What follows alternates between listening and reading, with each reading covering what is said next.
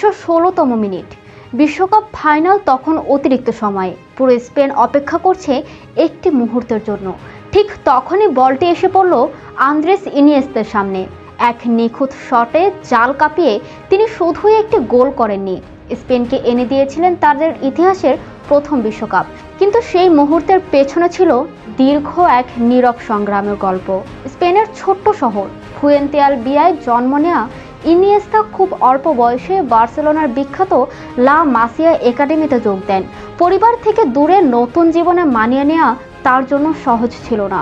ছোট্ট সেই ছেলেটি প্রায়ই বাড়ির জন্য কাঁদতেন। পরে ব্যক্তিগত জীবনে ঘনিষ্ঠ বন্ধু দানিয়েল হার্কের আকস্মিক মৃত্যু তাকে গভীর মানসিক আঘাত দেয়। সেই সময় তিনি বিষণ্ণতার সঙ্গেও লড়াই করেছিলেন, কিন্তু ইনিয়েস্তা কখনোই হার মানেননি। লা মাসিয়া থেকে ধীরে ধীরে বার্সেলোনার মূল দলে উঠে এসে জাভি ও সার্জিও বুস্কেটসের সঙ্গে গড়ে তোলেন আধুনিক ফুটবলের অন্যতম সেরা মিডফিল্ড। তার নিখুঁত পাস, শান্ত সিদ্ধান্ত এবং সংকটের মুহূর্তে সঠিক কাজ করার ক্ষমতা তাকে বিশ্বের অন্যতম নির্ভরযোগ্য ফুটবলার বানিয়ে তোলে।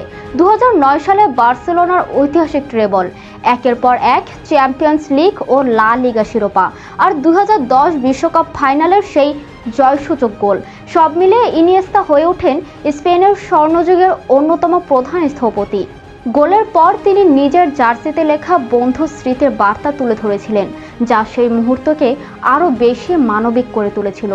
আন্দ্রেস ইনিয়েস্তার গল্প শেখায় সবচেয়ে বড় নায়করা সবসময় সবচেয়ে জোরে কথা বলেন না। কখনো কখনো শান্ত, বিনয়ী আর ধৈর্যশীল মানুষরাই ইতিহাসের সবচেয়ে উজ্জ্বল অধ্যায় লিখে যান।